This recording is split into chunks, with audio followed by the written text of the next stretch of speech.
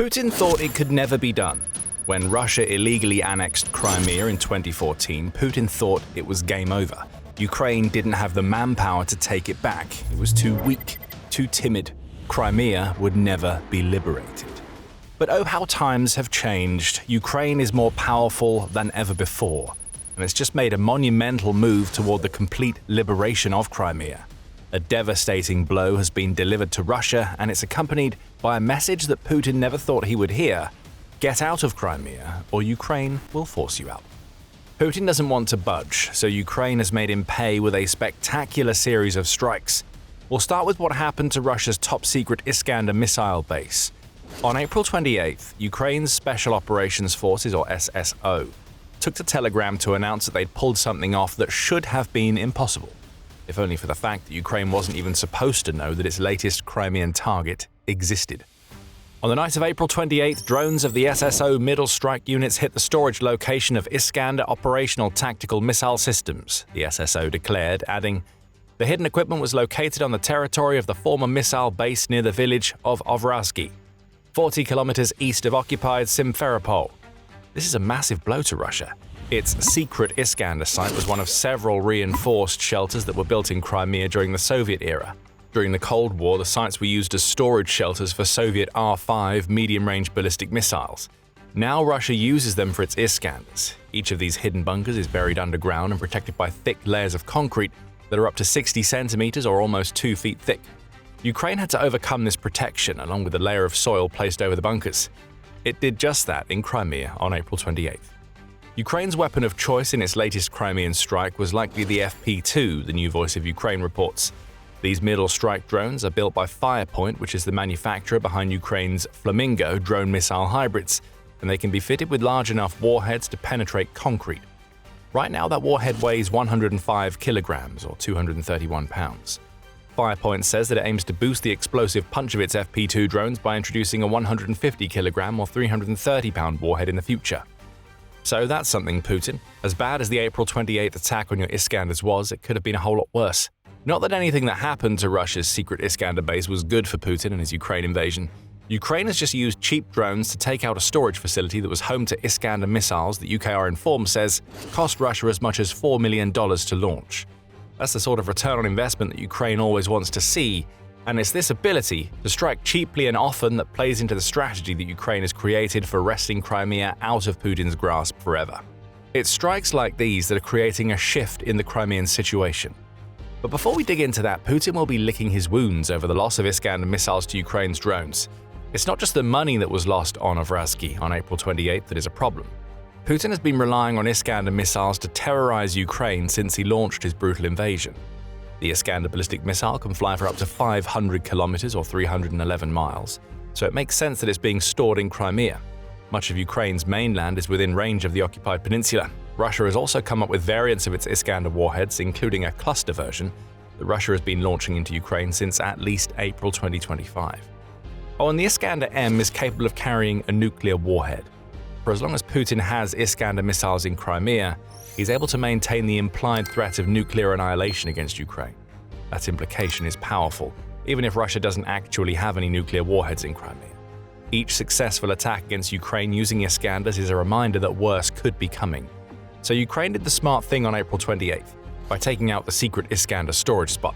Ukraine has crippled Russia's missile capabilities and reduced the threat that Putin can pose against the mainland from now on.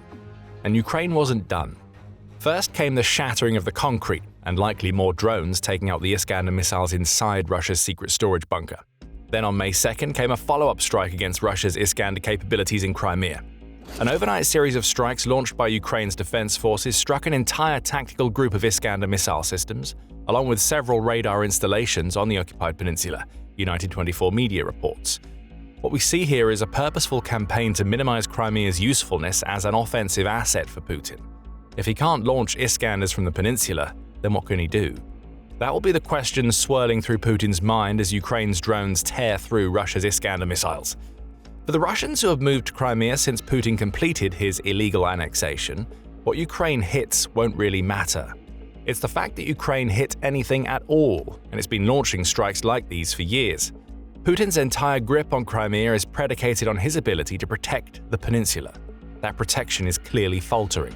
And every single drone that Ukraine sends into occupied Crimean airspace is a reminder to Russia's people that the war their leader started can come to their doorsteps at any time. If Russia's civilians leave, Putin's grip on Crimea weakens. What Ukraine is doing here is delivering a message to those civilians. Get out while you can, because it's only going to get worse. But for that message to stick, Ukraine needed to add an exclamation point. Striking Iskander sites and radars is a good start. It's great in terms of preventing missile strikes on Ukrainian territory and opening up the possibility of more drone attacks against Russian assets in Crimea in the future. Still, Ukraine needed to make it clear to the occupiers that time is running short if they want to get out of Crimea. And that clarity for Putin's wannabe colonizers came just 2 days after Ukraine struck Russia's secret Iskander shelter. Ukraine took aim at the Kerch bridge that connects Crimea to the Russian mainland. More accurately, Ukraine delivered a warning shot that let Crimea's occupiers know that it's preparing to take the bridge out of the equation.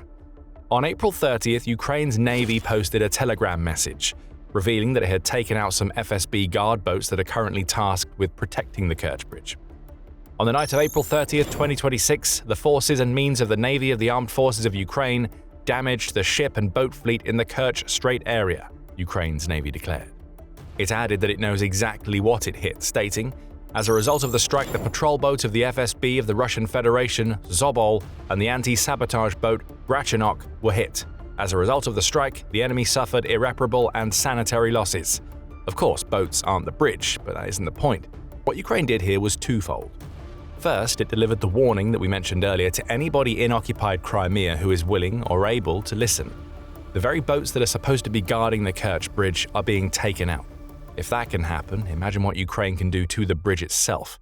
It's not like Ukraine doesn't have form with the bridge.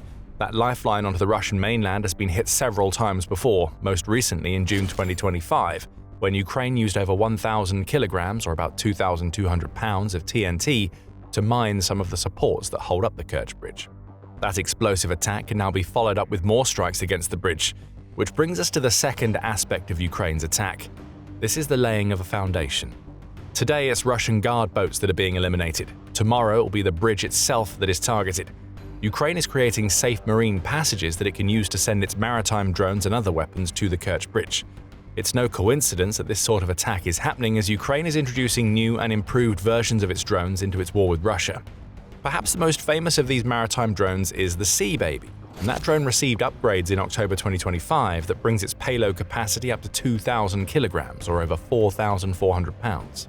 That's twice the amount of TNT that Ukraine used to damage the Kerch bridge's supports back in the summer of 2025, and it's the last thing that Russia wants to see steaming toward its vital bridge in 2026. That could well be what happens now as the guard boats have been taken down, but there's something bigger at play here. What may look like a pair of isolated, albeit impressive, strikes in Crimea actually serves a bigger purpose. This is all about getting Russia out of the occupied peninsula in a way that nobody expected, and it changes everything. But before we get to that, you are watching The Military Show, and this is why we make our videos, to explain what so often goes unseen in war. Subscribe today to ensure you never miss any of our analysis. Now, Ukraine isn't about to take Crimea in the traditional way. Sending thousands of troops to storm the peninsula simply isn't an option. For one thing, Ukraine needs as much manpower as it can get to defend against Russia's assaults on the mainland, particularly in Donetsk, where Russia has launched a spring offensive that will likely carry over deep into the year. A ground assault on Crimea would require the calling up of reserves that need to be kept ready to battle in Ukraine's east. Logistically, a ground attack against Crimea is also a tough prospect. Putin has spent years amassing troops on the peninsula, and he's still believed to have most of the 32,500 soldiers that he had stationed on the peninsula by 2020 ready to defend against a ground assault. Even if Ukraine didn't have to worry about defending itself, a traditional assault against occupied Crimea would be a massive challenge. Ukraine has very limited options when it comes to getting its troops into the peninsula. An amphibious assault isn't impossible. As impressive as Ukraine's destruction of so many of Russia's Black Sea Fleet assets has been during the war, all of that has been achieved using missiles and drones. Ukraine doesn't really have the naval capability needed to navigate thousands of troops through the Black Sea and into Crimea, and attempting such an operation would inevitably lead to massive casualties as Russia fires on the incoming troops. Attempting to cross into Crimea via Sivash, which is a region filled with shallow lagoons that can be crossed during periods of low tide, would be a better, albeit still very dangerous option. Sivash would become a choke point that could be targeted by Russian artillery and missiles. The same goes for the 3-mile strip of land that connects Crimea to Kherson. The Isthmus of Perekop, as that strip is called, is simply not wide enough to allow Ukraine to transport troops into Crimea without massive losses caused by Russian defenses. So liberating Crimea in the traditional military way isn't an option for Ukraine. But it doesn't need to be.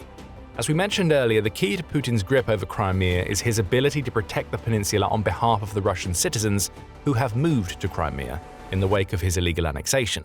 It's a pretty simple deal. Those citizens Russify Crimea on Putin's behalf, and he makes sure that Crimea isn't being bombarded by Ukrainian drones and missiles every day. Therein lies Ukraine's opening for the liberation of Crimea. A decidedly non-traditional approach to the peninsula is now in play. The trick to Ukraine's Crimea strategy is the loosening of Putin's grip on the peninsula through the consistent destruction of the military assets that are supposed to make Crimea safe for the Russian people to live. Ukraine's maritime offensive against Russia's Black Sea Fleet was the first stage of this plan. During the first 2 years of the war, Ukraine systematically picked off Russian warships that were part of that fleet. It's still doing that. On the night of April 18th, Ukraine struck a pair of Russian landing vessels in occupied Crimea. But the initial strategy against the Black Sea Fleet resulted in a third of that fleet being destroyed or otherwise disabled, which in turn led to Putin pulling Russia's warships out of their headquarters in the port of Sevastopol. A chink had appeared in Russia's Crimea armor. More than a chink, actually. This was a huge gash in the armor, as the naval force that is supposed to protect Crimea for Russia was pulled back to Novorossiysk, where it's far less effective. With the Black Sea cleared to such an extent, Ukraine was able to focus on the second part of its strategy, which has been the continued and consistent degradation of the military assets in Crimea itself. Ukraine has weakened Crimea in the sense that it's no longer able to play the kind of logistical role that Putin thought it would play when he launched his invasion. Supply chains have been severed, both into and out of Crimea, which has left the peninsula increasingly isolated from support. At the same time, Ukraine has been getting ever bolder with its attacks on Crimea itself. Those we've discussed are just a handful of examples of many strikes that have targeted everything from Russian air defenses to troop gatherings. In fact, attacks on the former have been so intense that they were likely what opened up the aerial corridors that Ukraine needed for its drones to make their way to places like secret Iskander bases. Now, barely a week goes by that we don't hear about another Ukrainian strike against Crimea's air defenses. On April 29th, for instance, Ukraine's drones struck an MR-10 radar station and an air defense system in a night of attacks that also saw the country hit a Crimean oil depot. Over and over it goes. And with every attack that it launches, Ukraine sends a message to the Russian occupiers in Crimea. They aren't safe. Putin can't protect them. And even when Russia's leader desperately moves more defenses into Crimea to replace those the peninsula loses, Ukraine destroys them and takes advantage of the fact that Putin is weakening Russia elsewhere while he tries to maintain his weak grip on Crimea. Ukraine isn't going to be sending troops into Crimea. It doesn't need to. With its drones, both aerial and maritime, and its missiles, Ukraine is pounding the occupied peninsula into submission without even having to set foot on it. And that is vital because it scares Russian civilians. Ukraine isn't targeting these civilians with its weapons. Zelensky isn't Putin. But what Ukraine does with each of its successful strikes is create a desire among those civilians to leave as fast as they can. Screw Putin's desire for Russification of the peninsula. If he can't hold up his end of the bargain, people are going to want to retreat back to the relative safety of the cities on the Russian mainland. Not that Ukraine can't hit those cities too, but it won't hit them anywhere near as often as it's hitting Crimea. This is where the attacks on the boats guarding the Kerch bridge come into play. That bridge is far more important than many realize to Putin's hold on Crimea, and it's not because of the reason many assume or that Putin believed it would be. The Kerch bridge was supposed to be a logistical lifeline for Russia. Troops and equipment could come pouring into Crimea from the Russian mainland via that bridge, and out again to reach the front lines. At least that was the plan. However, by May 2024, Russia was no longer using the bridge to supply its frontline forces, which was an early sign that Ukraine's strategy for liberating Crimea was working: isolate and then strike. Now, the bridge is still a lifeline, but it's a lifeline for the Russians who have made illegally annexed Crimea their home since 2014. According to the Kyiv Independent, up to 800,000 Russian citizens had moved to Crimea from the annexation up to December 2023. They now make up the majority of the peninsula's population, as there were only 100,000 or so Ukrainians left at the time of that report. This migration was encouraged by Russia through everything from preferential mortgage lending to the expulsion of Ukrainian citizens to the mainland, but it was built on the bedrock of Putin's promise of protection. That bedrock has now crumbled. And Ukraine's targeting of the guard boats around the Kerch bridge is its warnings to the Russians living in Crimea. Ukraine can hit that bridge at any time, and it can hit it hard. Russia's illegal citizens in Crimea may soon have to watch as the one route they can take out of the peninsula falls apart, just like all of the promises of protection that Putin made. So they now have a choice. They either get out while the bridge still stands, which helps to de-Russify Crimea, or they stay, potentially watch the Kerch bridge fall, and live their lives knowing that the defenses that are supposed to keep Ukraine at bay are falling, one drone strike at a time. Ukraine's gambit is delivering short-term results, but it has a long-term focus. The country is betting that it will be able to hold Russia off on the mainland, inflicting catastrophic casualties as it does, until Russia is forced to withdraw. Then Ukraine can focus on retaking Crimea by more traditional means, but it may not even have to. By the time the Russian withdrawal comes, strikes such as those we saw in late April and early May might have just taken out Crimea's Russian military presence altogether. Then it won't be about launching a ground assault. Ukraine could retake Crimea as Russia retreats, all due to its long-range strikes. Not that Ukraine isn't more than capable of liberating its territory by force when it needs to. March 2026 offered more than enough proof of that. In 1 month, Ukraine inflicted record casualties on Russia and liberated a huge amount of territory through a combination of strong leadership and its active defense strategy. If you want to find out more, check out our video, where we cover Ukraine's monumental March achievements. And if you enjoyed this video, make sure you subscribe to The Military Show so you don't miss our in-depth analysis of the next stages of Ukraine's Crimean strategy. And thank you for watching.